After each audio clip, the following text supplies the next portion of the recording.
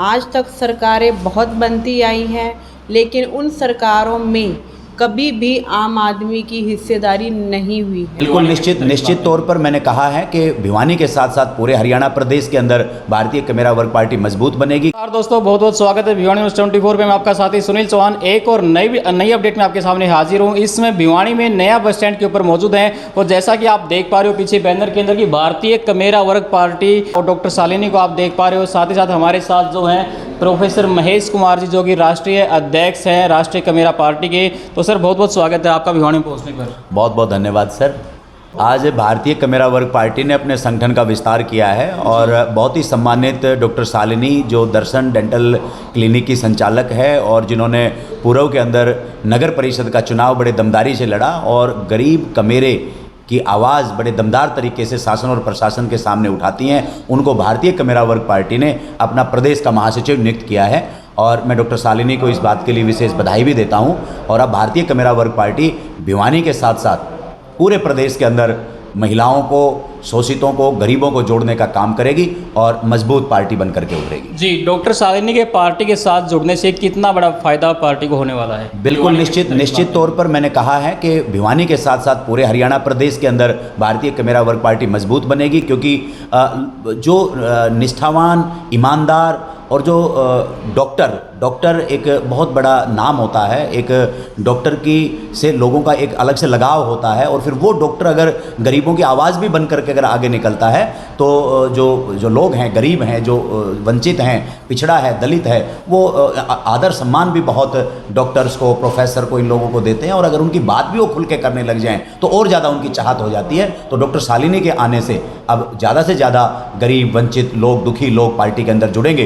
तो जब ज़्यादा लोग पार्टी में जुड़ेंगे तो निश्चित तौर पर पार्टी मजबूत होगी और आने वाले समय के अंदर वो एक मजबूत विकल्प बन के गरीबों के लिए खड़ी होगी और अपनी सरकार बनाने का काम करेगी। सर, जैसा हम देख पा रहे हैं कि भारतीय कमेरा वर्ग जो पार्टी है उसकी कैंपेनिंग लगातार जारी है, तो क्या इसको 2024 की तैयारी मान सकते हैं? बिल्कुल लगातार जिस दिन से भारतीय कमेरा वर्ग पार्टी का गठन हुआ है तो अक्टूबर 2021 में शायद आप लोग भी वहाँ पर मौजूद थे कि रेवाड़ी के अंदर एक प्रदेश स्तरीय रैली रखी गई जिसमें इसका अनाउंसमेंट घोषणा की गई। उस समय हजारों लोग भारतीय कमेरा वर्ग पार्टी की उस रैली में मौजूद थे और उसी दिन से एक कार्यकर्ता भारतीय कमेरा वर्ग पार्टी का गांव में, गली में, मोहल्ले में एक आम आदमी की जो मूलभूत जो सुविधाएं हैं, अगर उससे कोई खिलवाड़ करता है तो उसको लेकर के शासन प्रशासन के साथ लड़ने भिड़ने का काम करती हैं। और आक्रामक पूरे, क्योंकि समय कम है और जो लोग हैं जिनके साथ में भारतीय कमेरा वर्ग पार्टी को लड़ना है, उन्होंने गरीब लोगों का खून चूस करके, चाहे वो धन के बलबूते पे है, चाहे वैसे, वो लोग उनकी जड़ें बहुत गहरी है, तो उनकी जड़ों को उखाड़ फेंकने के लिए भारतीय कमेरा वर्ग पार्टी रात दिन एक कार्यकर्ता लगा हुआ है और 2024 की तैयारी में वो कोई कोर कसर नहीं छोड़ेगा। सर, बात करें भारतीय कमेरा वर्ग जो पार्टी है तो क्या इसका मैनिफेस्टो क्या है? लोगों के बीच किन मुद्दों को लेकर के आप आगे जा रहे हो? देखिए, भारतीय कमेरा वर्ग पार्टी दूसरी पार्टियों की तरह बिल्कुल भी झूठ नहीं बोलती है। लोक लुभावने वादों के अंदर भारतीय कमेरा वर्ग पार्टी नहीं जाती है। आज आप देख रहे हैं रोजगार देने की तो बात छोड़ो, लोगों से रोजगार छीना जा रहा है, सरकारी को प्राइवेटाइजेशन किया जा रहा है, लोगों को जबरदस्ती रिटायर किया जा रहा है, काले धन लाने की बात छोड़ो। आज एक अभी हफ्ता पहले ये मीडिया की ही रिपोर्ट है आप लोगों की कि आज भारतीय जनता पार्टी के नेताओं का पैसा स्विस बैंक में जमा हुआ है। जितना धन पहले काला जमा था उससे ज़्यादा डबल धन जो है आज स्विस बैंक में हो गया है। तो एक चीज़, चाहे तो वो गरीब को राहत देने की बात है, आज महंगाई चरम सीमा पर है। आज महंगाई, लोग सिलेंडर की बात करें, उस समय यही बीजेपी के लोग 400 रुपये का सिलेंडर होता था तो ये लोग चीखने चिल्लाने लग जाते थे, विधानसभा और संसद भवन का घेराव करते थे। लेकिन आज 1100 साढ़े 1100 रुपये का वो सिलेंडर मिल रहा है। आज हर चीज़ महंगी है। पढ़ाई का हम बात करें, आज डॉक्टर साहब हमारे बीच में बैठे हैं, नीट क्वालिफाई करके बच्चे डॉक्टर बनने की मनसा पालते हैं, माँ बाप बड़ा धन लगा करके उनको वहाँ तक पहुँचाते हैं, लेकिन बाद में जब वो नीट क्वालिफाई करते हैं तो 10-10 लाख रुपए फीस उनसे मांगी जाती है। आप IIM के अंदर जाओगे 15 लाख रुपए वहाँ पर फीस है। तो सरकारी सिस्टम को बड़े षड्यंत्र के तहत ख़त्म किया जा रहा है, प्राइवेट चीज़ों को बढ़ाया जा रहा है। देश के तमाम जो धन है उसको चंद लोगों के हाथ में दे करके, चाहे वो अडानी हो, अंबानी हो, उनको इस देश को सौंपा जा रहा है। तो गरीब और गरीब होता जा रहा है। तो इस तरह से भारतीय कमेरा वर्ग पार्टी कोई लोक लुभावना वादा नहीं करती है।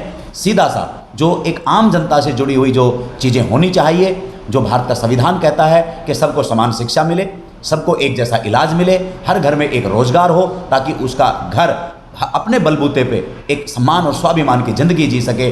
और इस निजीकरण को ख़त्म करें। तो इन 4 विषयों के ऊपर समान शिक्षा, समान इलाज, हर घर रोजगार और निजीकरण के खिलाफ एक जन आंदोलन भारतीय कमेरा वर्ग पार्टी है। और निश्चित तौर पर जब सरकार भारतीय कमेरा वर्ग पार्टी की बनेगी तो हर घर में रोजगार आएगा, हर बच्चे को शिक्षा से जो वंचित नहीं रखा जाएगा। जैसी बच्चा शिक्षा लेना चाहे, ये प्राइवेट, सरकारी, ये सब चीज़ें ख़त्म करके फ्री इलाज और फ्री, जैसे ये दूसरे लोग आज कोर्टों के अंदर भी लड़ाई लड़ी जा रही है कि फ्री की रेवड़ियाँ बांटना। उधर अरविंद केजरीवाल जी और इधर नरेंद्र मोदी जी कोर्ट में आमने सामने खड़े हो गए, लेकिन रेवड़ियाँ दोनों ही बांट रहे हैं। और रेवड़ियाँ सिर्फ बांट रहे हैं, वो लोगों तक जा भी नहीं रही है। और गलत नीतियां ला करके, चाहे वो शराब नीति हो, गरीब आदमी को खोखला करने का काम अरविंद केजरीवाल ने दिल्ली में किया, और यहाँ पर दुष्यंत चौटाला जो अभी उप मुख्यमंत्री हरियाणा सरकार है वो कर रहे हैं। तो इनके लोक लुभावने वादों से हटा करके जनता को जो मूलभूत सुविधाएं वो देने का काम भारतीय कमेरा वर्ग पार्टी करेगी। इलेक्शन कमीशन ऑफ इंडिया के अंदर पार्टी का रजिस्ट्रेशन हुआ है, और इलेक्शन कमीशन ऑफ इंडिया में पार्टी वो पूरे देश की पार्टी होती है। और पार्टी का जो विस्तार है वो अभी अलग अलग प्रदेशों के अंदर, चाहे राजस्थान हो, चाहे दिल्ली हो, चाहे वो उत्तर प्रदेश हो, वहाँ भी पार्टी का विस्तार हो रहा है। लेकिन आज हम हरियाणा में बैठे हैं तो हम हरियाणा की बात करेंगे। हरियाणा के अंदर भारतीय कमेरा वर्ग पार्टी के राष्ट्रीय स्तर के नेता, प्रदेश स्तर के पदाधिकारी और जिला और विधानसभा स्तर पर भारतीय कमेरा वर्ग पार्टी ने अपना संगठन बना लिया था। अभी थोड़ी देर पहले हरियाणा प्रदेश के अध्यक्ष आदरणीय प्रीतम जांगड़ा जी भी हमारे साथ में मौजूद थे। अभी वो दूसरी साथियों को बाइट देने के लिए मीडिया साथियों से वो बातचीत कर रहे हैं। तो भारतीय कमेरा वर्ग पार्टी हरियाणा प्रदेश के साथ साथ जो हरियाणा के लगते हुए ज़िले हैं, चाहे वो पंजाब है, दिल्ली है, राजस्थान है, उत्तर प्रदेश है, उनमें भी अपने संगठन का विस्तार कर रही हैं। और अभी जो चुनाव राजस्थान में और जो 2022-23 के अंदर होंगे, उनमें भी भारतीय कमेरा वर्ग पार्टी आप लोगों को मजबूती से चुनाव लड़ती हुई नजर आएगी। और लेकिन हरियाणा के अंदर 2024 में, चाहे वो पूरे देश का लोकसभा का चुनाव हो, आम चुनाव हो, चाहे तो वो विधानसभा हरियाणा का चुनाव हो, मजबूती से अपने संगठन को खड़ा करके, संगठन के बलबूते पर, मुद्दों के बलबूते पर अच्छे लोगों को पार्टी में शामिल करके और जनता को एक विकल्प देगी और आने वाले समय में यहाँ सरकार बनाने का काम। जी, आपने बात की बीजेपी पार्टी की, आपने प्रधानमंत्री जी की बात की, तो प्रधानमंत्री जी के बारे में अगर हम बात करें तो कई ऐसे देश के मुद्दे थे जो कि सालों सालों से कहे कि हम 70 सालों से पेंडिंग थे, वो बीजेपी ने भी हल किए सर। जी, देखिए भारतीय जनता पार्टी ने जो मुद्दे जो थे, वो तो ये पक्ष और विपक्ष उन मुद्दों को बनाता है और फिर भुनाने का काम करता है। मैं कहता हूं कि भारतीय जनता पार्टी ने एक भी मुद्दा जो इस गरीब कमेरे के हक में था उसको पूरा नहीं किया। नहीं, राष्ट्रहित की बात है। देखिए राष्ट्र तो लोगों से है, राष्ट्र लोगों से है। अगर 370 की बात की जाए, राम मंदिर की बात की जाए, जो इतने बड़े पुराने मुद्दे हैं जो कि देश सालों से देश मांग कर रहा था। देखिए जहाँ तक राम मंदिर की बात है, लोगों की भावना और आस्थाओं से जुड़ा हुआ ये मुद्दा है जो भारतीय जनता पार्टी ने अभी मैं ये नहीं कह सकता कि उसको पूरा किया है, बट वो अभी मंदिर जो है निर्माण पे है और मंदिर बन भी जाएगा। लेकिन मंदिर के साथ साथ जो भारत के लोगों को जो शिक्षा और रोजगार की जो ज़रूरत है, वहाँ पर हमारे भगवान राम वहाँ पे स्थापित हो जाएंगे, अयोध्या वहाँ पर यूपी में स्थापित हो जाएंगे, देश का सबसे बड़ा मंदिर बन जाएगा। लेकिन मंदिर तो आज हर गांव की गली मोहल्ले बड़ी आस्था के केंद्र बने हुए हैं, लेकिन उन आस्था के केंद्र रहते उनको शिक्षा और रोजगार एक गरीब आदमी को नहीं मिल रहा है। तो भारतीय जनता पार्टी अपने इस राम मंदिर के मुद्दे के साथ साथ अगर 2 करोड़ रोजगार का भी मुद्दा अगर पूरा करती, अगर वो काला धन ला करके 15-15 लाख रुपए लोगों को देने की बात करती, तो मैं कहता कि जो लंबित पड़े हुए मुद्दे हैं उनको भारतीय जनता पार्टी ने पूरा किया है। लेकिन सिर्फ राम मंदिर का मुद्दा पूरा करने से हम ये बिल्कुल नहीं कहेंगे कि आम जन की जो और दूसरी भावनाएं थी, उनके जीवन के स्तर को ऊपर उठाने के जो मुद्दे थे, जो वो लंबित बता रहे थे, वोट मांगने के लिए जब आए थे तो तब उन्होंने लोगों को जो बात कही थी वो एक भी पूरी नहीं की है। तो इसलिए भारतीय जनता पार्टी अपने उन मुद्दों को लेकर के फेल है। जी हाँ जी, नमस्कार जी मैम, बहुत बहुत स्वागत है आपका। थैंक यू वेरी मच जी, आज आपको भारतीय कमेरा वर्ग पार्टी का महासचिव आज आपको नियुक्त कर दिया गया है, तो आपको बहुत बहुत शुभकामनाएं। Thank you. जी, तो किन मुद्दों को लेकर के आप पार्टी के लिए भी काम करेंगे हम?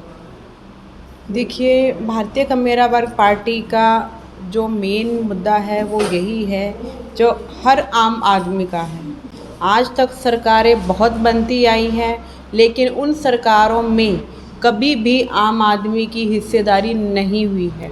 आम आदमी कभी भी सोने की सड़कों पे नहीं चलना चाहता है। आम आदमी सिर्फ उसी सड़क पे चलना चाहता है जहाँ पे गड्ढों में गिर के उनका सिर्फ एक्सीडेंट ना हो जाए। आम आदमी कोई भी लग्जरी लाइफ नहीं जीना चाहता है।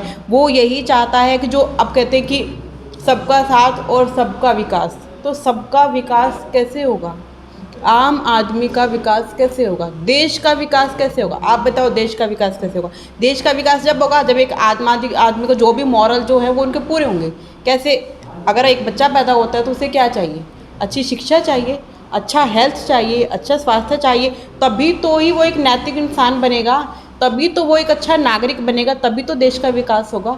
जब उसको शिक्षा ही नहीं मिलेगी, जब वो पुरानी रूढ़िवादी चीज़ों को ही फॉलो करता जाएगा, तो फिर वो अच्छा नागरिक कैसे बनेगा? और वो अच्छा नागरिक नहीं बनेगा तो देश का विकास कैसे होगा? तो जब एक आम इंसान की आम जो मूलभूत सुविधाएं हैं अगर वो सरकार मुहैया नहीं करा रही है तो लग्जरी लाइफ के लिए तो कोई भी नहीं होप कर रहा है। जो मूलभूत समस्याएं हैं वो यही है, अच्छा खाना, अच्छा पानी, वो भी सरकार नहीं दे पा रही है। अब आप देखो, आटा पर भी जीएसटी लगा है।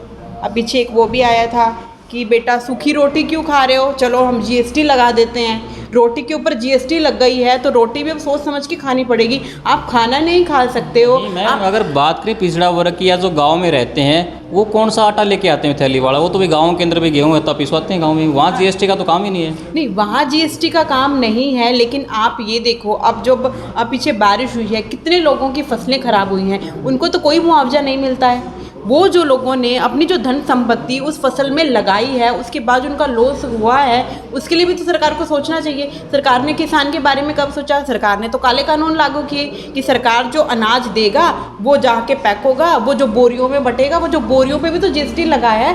सिर्फ एक जो घर में पिसे हुए आटे पे तो नहीं लगा ना, जिनकी खुद की कनक है। मेरी तो खुद की कनक नहीं है, मेरे पास तो खुद का अनाज नहीं है, मुझे तो बोरियाँ खरीद के लानी पड़ेंगी। जीएसटी तो बोरियों पे लगा हुआ है। तो हर आम आदमी के लिए जीएसटी लगा हुआ है। हम हर आम आदमी अब रोटियां सोच समझ के खाएगा। जब जिसके लिए पूरा दिन में सारा दिन रोटी खाने पीने के बारे में ही सोचेगा तो ऊपर उठने की कैसे सोचेगा? वो हाथ में कलम देने की कैसे सोचेगा? वो स्कूल जाने की कैसे सोचेगा?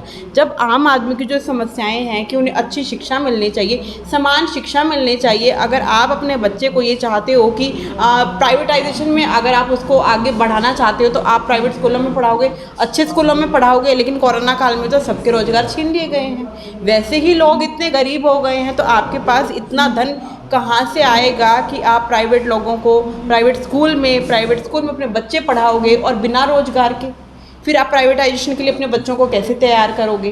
तो जो ये बेसिक हैं, बेस ही यहीं से शुरू होता है। अच्छी शिक्षा, अच्छा स्वास्थ्य और जो भी उनका पेट पालता है उनके लिए रोजगार। तो दोस्तों ये आपने देखा डॉक्टर शालिनी हमारे साथ मौजूद थी और साथ ही साथ भारतीय कमेरा वर्ग पार्टी के राष्ट्रीय अध्यक्ष प्रोफेसर महेश कुमार हमारे साथ मौजूद थे। तो वीडियो को इतना शेयर करें कि हरियाणा में हर घर तक डॉक्टर शालिनी इनकी आवाज़ पहुंचे और साथ ही साथ दोस्तों भिवानी न्यूज़ 24 को सब्सक्राइब जरूर कर लें। यहाँ से आपको भिवानी और भिवानी के आसपास के क्षेत्र की हर वो अपडेट दिखाई जाए जो आपके लिए जानना जरूरी है दोस्तों।